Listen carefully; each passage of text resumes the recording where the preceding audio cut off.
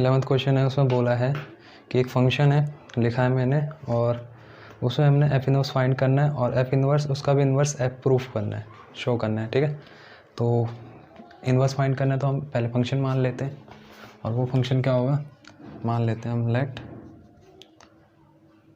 जी, और उसमें मैं कोडोमेन और डोमेन चेंज कर देता हूँ। Let g be the inverse of f, f का इन्वर्स मैंने मान लिया इसको। ठीक है, ओके, इन्वर्स मैंने इसका मान लिया। अब पहली बात तो इन्वर्स निकालने के लिए पहले उसको इन्वर्स प्रूफ करना पड़ेगा, तो इसको मैं लॉजिकली बता देता हूँ कि जैसे कि F1 बराबर A, F2 बराबर B और F3 बराबर C दे रखा है, तो 1 1 तो है ही है, क्योंकि डिस्टिंक्ट एलिमेंट की डिस्टिंक्ट इमेज है, पहली बात, और दूसरी बात जो कोडोमेन है इसका वो इसकी रेंज है, तो इन्वर्टिबल तो है। अब इन्वर्टिबल है, आप इसे लिख भी सकते हो, और आप इसे वैसे लिखना सही रहेगा, तो पहले एक बार लिख ही लेते हैं। ठीक है, फिर आगे हम देखेंगे। नाउ F1 बराबर A, FB बराबर B, F2 बराबर B एंड F3 बराबर C। ठीक है, F3 बराबर C, तो इससे क्या पता चल रहा है, इट इज़ 1 1। क्यों है 1 1? Distinct element have distinct image, distinct element की डिस्टिंक्ट इमेज है, तो ये 1 1 है। और एंड रेंज क्या है, ABC बराबर कोडोमेन, रेंज कोडोमेन बराबर है, और that's why it is onto, और हैंस इन्वर्टिबल,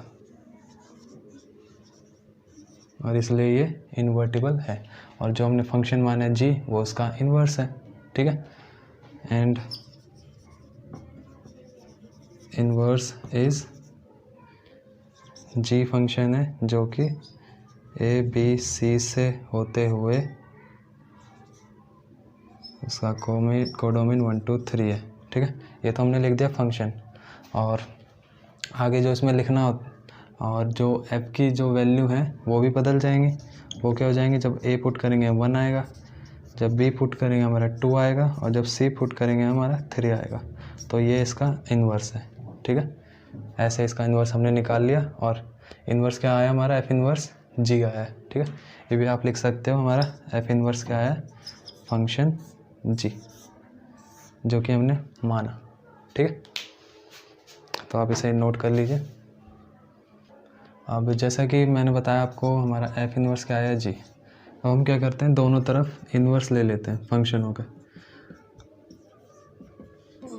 दोनों तरफ हम इन्वर्स ले लेते हैं। एक बात मैं बता दूं आपको, जब दो फंक्शन इक्वल हो तो उनका इन्वर्स भी बराबर होता है। ठीक है, इसलिए मैं ले सकता हूं दोनों तरफ इन्वर्स। देखो, अब f इन्वर्स तो यही टर्म आ गई हमारी। अब g इन्वर्स क्या है, g किसका इन्वर्स था, f का। ठीक है, तो जो फंक्शन जिसका इन्वर्स होता है वो आपस में इन्वर्स और फंक्शन दोनों होते हैं, मतलब f का इन्वर्स क्या है, g। ठीक है, तो g का इन्वर्स क्या होगा, f होगा। ठीक है, आया समझ, एक तरह से आप रूल भी समझ सकते हैं, और यही हमें प्रूफ करना था, हैंस प्रूफ। ठीक है, नोट कर लीजिए आप इसको। गाइस, जो क्वेश्चन नंबर 12 है वो भी बकवास क्वेश्चन है एकदम, सेम 11th की तरह जो लास्ट पार्ट हमने करा। ये फंक्शन है, इन्वर्टिबल है, और हमें ये प्रूफ करना है।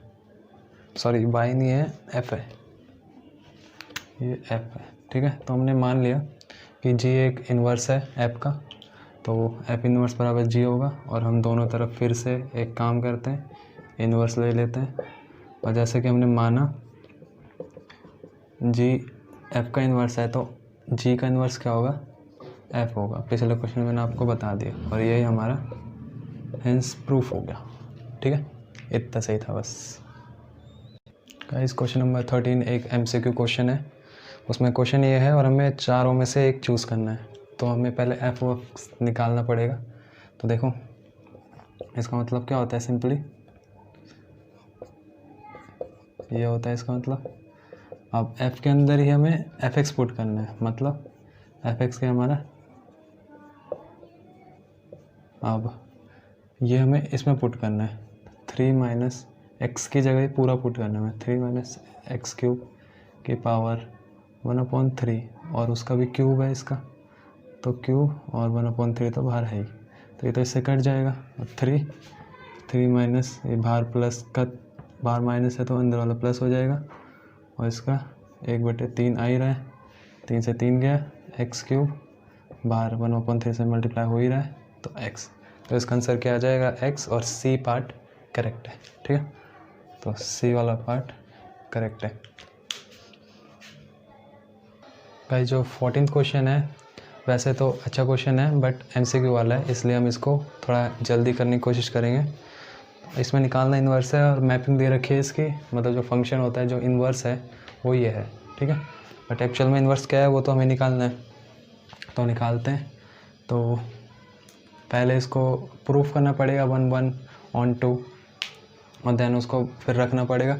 तो मैं आपके लिए काम बता देता हूँ, on 2 तो ये प्रूफ हो जाएगा। ठीक है, क्योंकि मैं इन्वर्स निकालना है तो on 2 होगा ही, तो on 2 प्रूफ आप रफ में चेक कर लेना है, फिर मैं आपको ऐसे बता देता हूँ होगा ही। ठीक है, दूसरी बात, सॉरी 1 on 2 नहीं 1 अब दूसरी बात on 2 की बात आई तो on 2 भी हो गई वैसे भी, और हम इन्वर्स लास्ट में हम क्या लिखते थे, जो कि हम x की वैल्यू निकालते थे y के साथ पुट करके, तो x की वैल्यू जो हम निकालते थे, तो fx को x की वैल्यू निकालने के लिए हम fx को y पुट करते थे, तो fx को हम y जब पुट करेंगे तो इससे हम x की वैल्यू निकालते हैं 3xy + 4y बराबर 4x माइनस 3xy 4y, तो इधर से x कॉमन आ जाएगा 4 - 3y, तो x बराबर आ जाएगा 4y/4 - 3y। ये हमारा x की वैल्यू आ जाएगी और यही हमारा इन्वर्स है। मैंने आपको पहले बताया था पिछले लास्ट क्वेश्चन में कि MCQ वाले क्वेश्चन हो तो आप जो इन्वर्स हो ऐसे ही रफ में दिमाग में सोच के निकालना। MCQ वाला हो तो, अगर 3-4 नंबर वाला हो तो फुल करना 1 on 2 प्रूफ करके।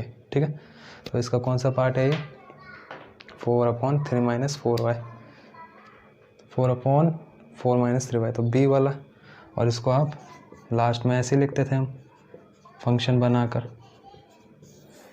ये वाला फंक्शन है ना, तो यही हमारा आंसर है और बी पार्ट है जो कि करेक्ट है 4/4 - 3y। ओके, नोट कर लीजिए एक बार आप। तो गाइस इस वीडियो से एक्सरसाइज 1.3 ख़त्म होती है। अब बची मिसलेनियस एक्सरसाइज, तो उसका भी मैं आपको सोच रहा हूँ कि जो आपके सिलेबस में नहीं है उसको छोड़कर बाकी सब करा देता हूँ आपको अभी, क्योंकि बाद में फिर छूट ही जाता है, कर नहीं पाते वो। तो मैं आपको मिसलेनियस एक्सरसाइज कराऊँगा और वो क्वेश्चन कराऊँगा जो कि आपके सिलेबस में है और थोड़ी बड़ी है, तो आई थिंक 2-3 वीडियो में ही होगी वो, तो उसको भी जल्द से जल्द मैं कराऊँगा। तब तक अगर आपने ये वीडियो देखी है पूरी तो इसको लाइक कर देना और चैनल को सब्सक्राइब करना। Okay, good bye.